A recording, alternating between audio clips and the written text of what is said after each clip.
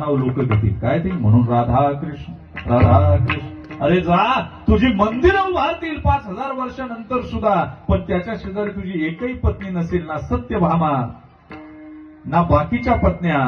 पण तुझ्या शेजारी मी उभे असेल म्हणून मंदिरामध्ये राधा कृष्ण काय वाक्य ध्यानात ठेवा ती राधा आणि भगवंत पाहायला लागले ना हसायला लागले त्यावेळी यशोदेनं सांगितलं राधे राधे ये श्यामा